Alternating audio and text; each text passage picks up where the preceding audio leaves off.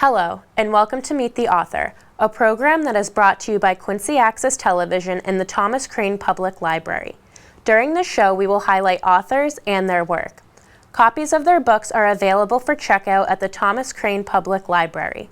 Also, the library hosts book clubs for all ages, and you can find out more information about them if you visit the library's website, thomascranelibrary.org. We're discovering historic Quincy, all about the Quincy Book of Days, a brand new book that is out that goes back several hundred years and 366 days, discovering the past of the city of Quincy, the city of presidents. Welcome to, first of all, to all three of you. Thanks for coming over. Really Thanks for having us. Thank you for having us. Yeah, looking forward to learning more about this and actually to getting a copy of that book. It sounds like a lot of fun. Ed, tell us a little bit about this project, how it all came about.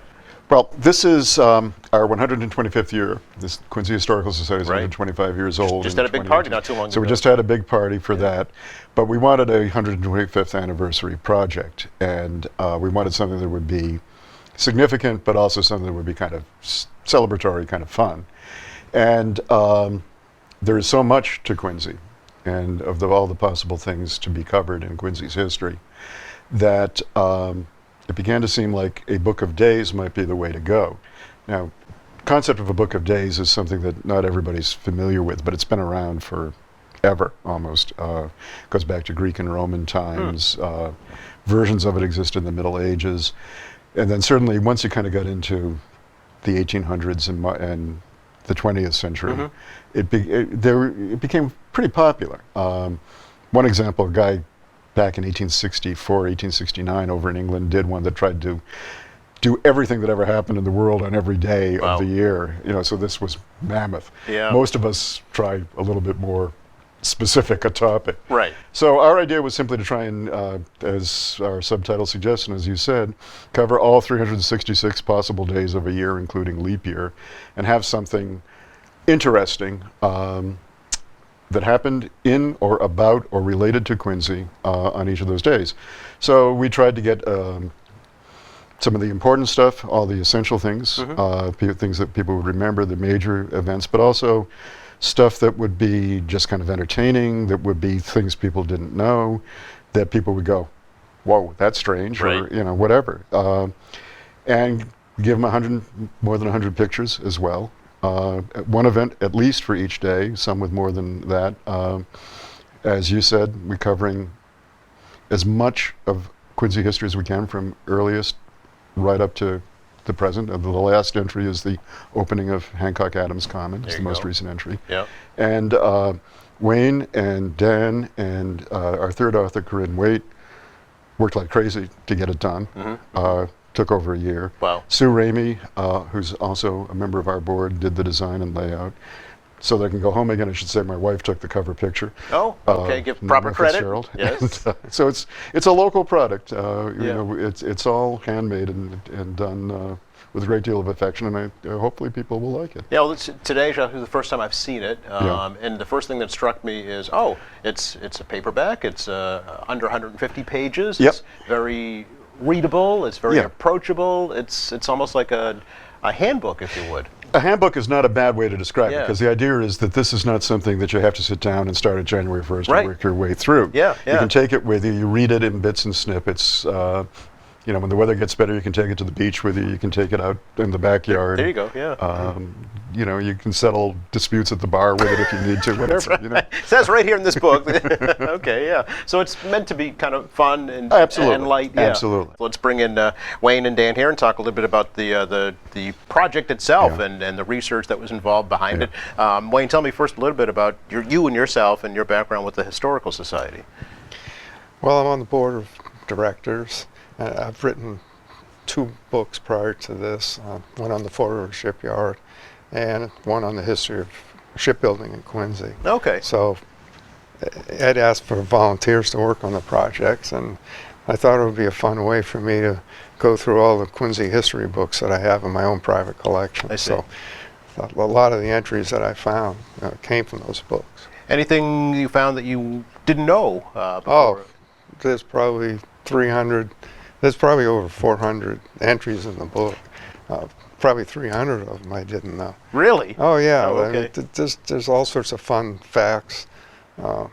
What were some of your favorite ones that you said, oh, wow, I didn't know that? Well, there Yeah, were one fun one. Ed said it's okay for one well, there fun were one. several actors and actresses that I had no idea came from Quincy. Oh, okay. All right. I mean, there's obviously the big ones, you know, Lee Remick and Lee Remick, Ruth Gordon, yeah. Ruth Gordon, Yeah. but there were probably 8 or 10 in the book that I had no idea they came Interesting. from Quincy. Also, in terms of the lesser known actors and actresses, there are many actors and actresses whose names you may not know, yet you will know very well the productions in which they appeared. I'm thinking of everything from The Wizard of Oz to an episode of The Simpsons that aired 2 years ago. Really? With a Quincy connection? Exactly. Okay, all right. So those are kind of the fun things that you're talking about. How did the actual process of putting this together happen? You know, did you go through obviously all the records at the Historical Society here at the library, compilate pictures, and how did you determine how to kind of lay it out? Okay, well, we started with a Microsoft document. I made a list of every single day of the year, Okay, including February 29th for leap year. right. We also made some outlines of events that we knew needed to be included, everything ranging from important events associated with John Adams to just a list of people we want to mention in the book. Dick Dale, for instance, Yes, great the example. godfather of surf rock, Yep. spent some of his high school years in North Quincy High School, so we knew that we had to find a date associated with him, in particular with his music. Okay. I ended up taking a date from Billboard magazine Huh. that I found in my research. And then we just started combing most of the published works on Quincy history, some of which are in our institutional collection at the Historical Society, some of which are in our personal libraries, and many of which are here at the Thomas Crane Library as Right. well. I also read every issue of the Quincy Sun from 1968 through maybe 2014. Okay. And as I did that, I developed a greater appreciation for the nuances of Quincy, the local businesses, the local establishments, and just the names of individuals who definitely will not be known on a national or international level, but within this local environment are legends. And consequently, that gave us ideas on where to look. We also combed through the daily newspapers. Beginning in the 1890s, Yep. Quincy had a daily newspaper, which persists till this day. And we went through many of those. And as we were doing it, we looked for 2 specific topics. Number one, there were some events that we knew we had to cover: Prohibition, the Great Depression, the Vietnam War, World War I, World War II, the Spanish-American War, Yep. the Civil War, etc. And what was happening at home, right, during those times? Right. So Yeah. we found how people who either lived in Quincy at the time or people who would come to Quincy later participated in these events. For instance, in World War II, this could be anything from ships that were built at the Fort River shipyard to politicians and soldiers that sailed on those ships to actual battles in which the ships were used. Okay. So it was really a voluminous amount of research that was done. Yeah, and I'm guessing there was a narrowing or a whittling down, Yeah. process. Yeah. to We come should- with. Yeah, we should also credit the, I think, as Dan will attest, Yeah. a big resource, in addition to the Sun, was the microfilm of the Ledger here at the Sure. Thomas Crane. So Yeah. we do want to thank the Thomas Crane for being, as always, a very good partner to Yeah. the Historical Society. So was there, Wayne, I'm curious, was there a kind of a meeting of the minds and said, okay, here we have all this information that we've compiled. Now, what do we do with it? And how do we prioritize it? And how do we Well, we decide had what several goes in the books? meetings. Yeah. Every couple of weeks. So was there a list of criteria that a subject had to meet in order to get in the book? Well, I like to say if it wasn't historical, odd, thought-provoking, or humorous, it didn't make the Okay, cut. so those kind of 3 check marks. 4. 4 check marks, okay. All right. Now, Yeah, is it- we found lots of dates. Well, at least I did in my research. Yeah. that, like city council meetings at certain dates. But if there wasn't anything exciting happening, there's no sense in putting it in the book. Okay, So all we right. and then once we had the 366 days, some days we had 4 events. oh, We had to whittle that down because we just couldn't pack 4 in one day, One so day. we'll probably be whittled down to 2. Oh, okay. Okay. Yeah, so there was an editing process. We had meetings, and then I know that Dan and Ed put in an incredible amount of work in the final product. Yep. So it's up to 2 events per day, or maybe sometimes I think the most we have is 2 events. 2 events per day. Maybe There might be a 3. 3, yeah. Okay. I think there are some with 3 possibly. but, Okay. There's probably one of the things. 500 in the book. Is that right? Yeah, I keep saying I'm going to go through and count how many we've got, but I never get around to doing it. I Right. know we got over 100 pictures, but I never got around to counting all the entries. Okay. But yeah, 500 is not a bad guess. Okay. Yeah. All right. And obviously more on the cutting room floor. You know, that could Yeah. be probably put into 2 or 3 more books. Exactly, yeah. Similar. Especially with the photography. Yes. Yeah. A lot of the photographs came specifically from our own collections. However, there were a few photographs that we had to obtain through the actual subjects of the photographs.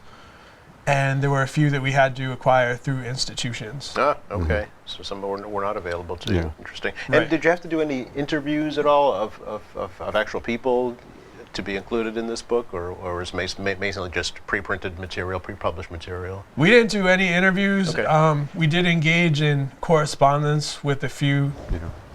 semi-famous people who sent us photographs graciously. Okay. But aside from I that, love that little tease, Dan. aside, Semi-famous, yeah. aside from that, we never did formal interviews. No. Okay, all right. And tell us a little bit about the actual publishing process, if you will, of putting a book together and having it mass produced and then distributed. I have to give Wayne actually a lot of credit for sort of being the trailblazer here, because Okay. he, on the second book, the shipbuilding book, Yeah. which we became the publisher of relatively late, he'd done a lot of groundwork on finding a place where you could do, that could be very cooperative in terms of getting the actual printing done. Yep. But then the real work was the layout, which had to be done here, which Sue Ramey just did remarkable amount of work on. Okay, all right. The coordination, obviously the final editing, Dan did a lot of, and Yes. I did some of, and as Dan said, a lot of people were very helpful to us. Maybe even really, I might take the semi off, Dan. Call them famous. And Okay. a couple of organizations that the Red Sox were very nice to us. The Patriots were very Oh. nice to us. So Okay. you know, Dan, what do you hope will kind of come out of this project? What do you see as a benefit down the road from putting together a work like this? I hope that the book encourages the people of Quincy to really gain a great appreciation of just how Yeah. diverse of a cultural, political, economic entity Quincy, Massachusetts has been for the past 400 years. As we're approaching the aptly titled Quincy 400, Right. there is very much a large degree of American history. I wrote an introduction to the book talking about how, as a college student, I first came to Quincy because I wanted to take the T to Boston, which I knew as an 18-year-old new to Massachusetts was kind of a hotbed of culture. But over time, I realized that Quincy itself was a hotbed of culture. And I gained a greater appreciation for just how much of what we know of as being important culturally on a national and even international scale has its roots in Quincy due to either coming out of Quincy or due to people coming to Quincy Right. at one time or another. Yeah, and I would venture to guess that's happening today too with the newcomers to the Yeah, city absolutely. as well. Definitely. Yeah, very good. Thank you all. Really appreciate the opportunity to learn about this, and I look forward to reading that book. yeah. Thank you. Good. Thank you. You're very welcome. Hello, I'm your host, Vanessa Rosatano, and today's guest is Wayne Miller, who is the author of the book, Quincy, Massachusetts, A Shipbuilding Tradition. Thank you, Wayne, for joining me today. Well, thanks for having me. Of course. So to begin, can you tell me a little bit about your inspiration to become an author? Well, after I retired in 2007, I started collecting postcards of Quincy, 100-year-old postcards, and I enjoyed looking at views of the city that I remembered as a boy. And I ended up with so many postcards of the Fore River Shipyard that I started compiling them. And I found out that nobody had really written a book about the shipyard. And so I started to pursue writing a book, something I never really considered while I was working a day job because I'm not an author by training. And it took me about 3.5 years, and I wrote that book, which was published in 2013. And then later that year, I decided to work on the other shipyards that had been in Quincy since the 17th century.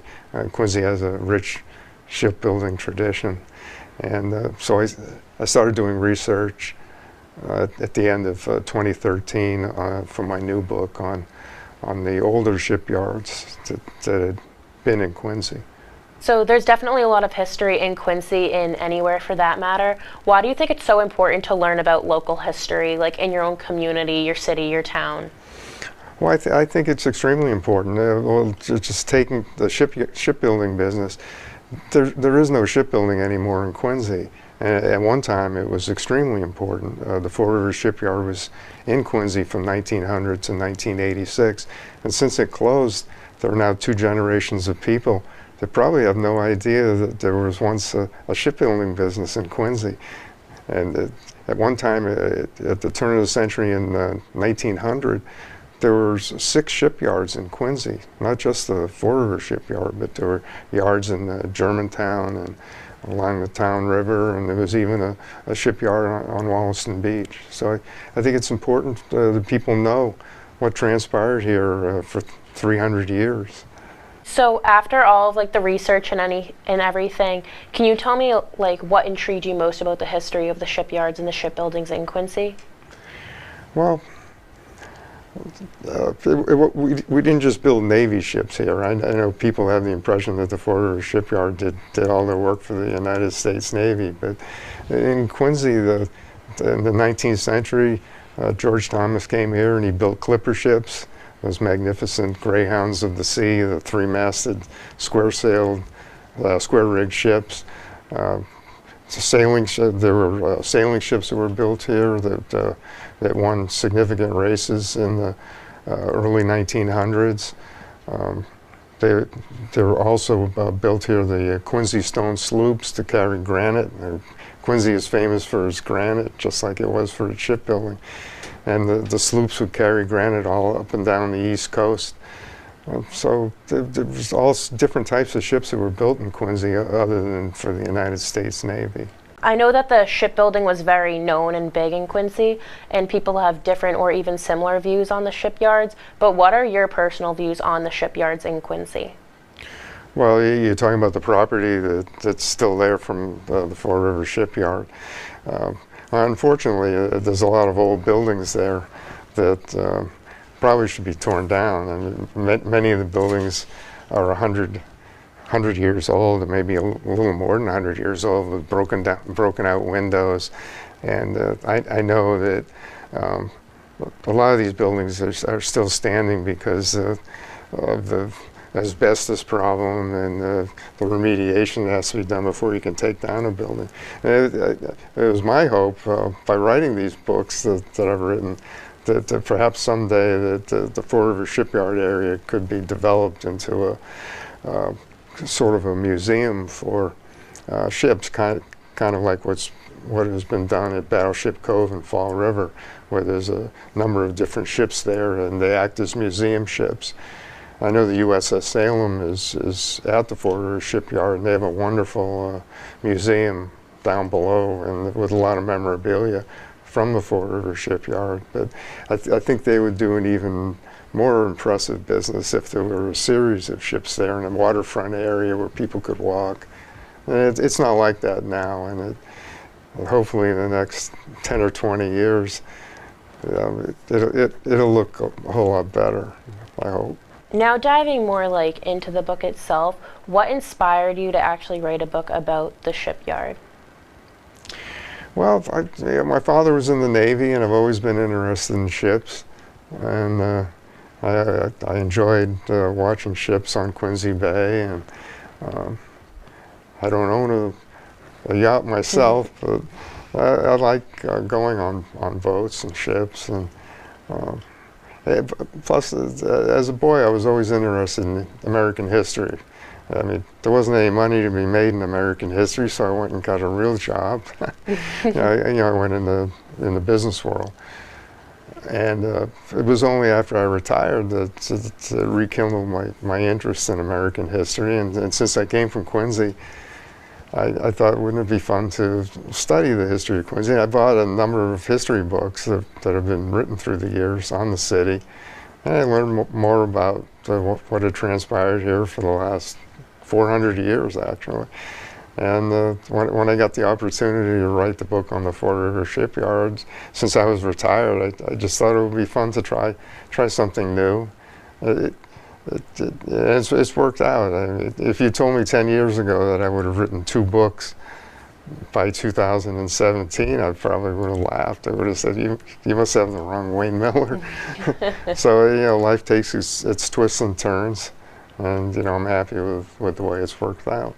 Definitely. So it's something that definitely really intrigued you to the point where you decided to write about it. So. Yeah.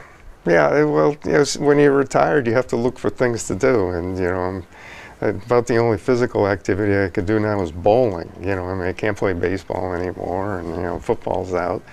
So you're looking for things to stimulate your brain, and you can do research in libraries and historical societies, and meeting people that help with your research. And I enjoy doing research. Actually, the research is more fun than actually writing the book, because when you do research, you find little kernels of information that people haven't seen maybe 100, 200 years. You discover something in a newspaper from 1822, and it's that wow moment. I can't believe I found this in an old newspaper.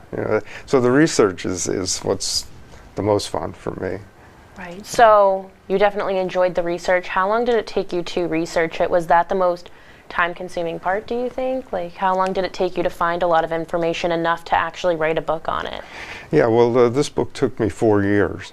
I mean, that doesn't mean I sat down and I wrote every day for 4 years, because that's not the way it works. But what I do is I would go to the Thomas Crane Public Library, and I'd sit at the microfilm machine, and I'd get a microfilm from, like 1904. Because I knew that something happened that year, a ship was launched or something like that, and so I would go through the microfilm, and I'd take notes, and I'd make Xerox copies of it, and I'd take it home, and either later that night or the next day, then I might do some writing on it. Thank you, Wayne, for joining me today. Be sure to check out our other episodes of this program to explore other authors and their works. For more information about library programs and services, visit the Thomas Crane Public Library's website, thomascranelibrary.org, or call them at 617-376-1316.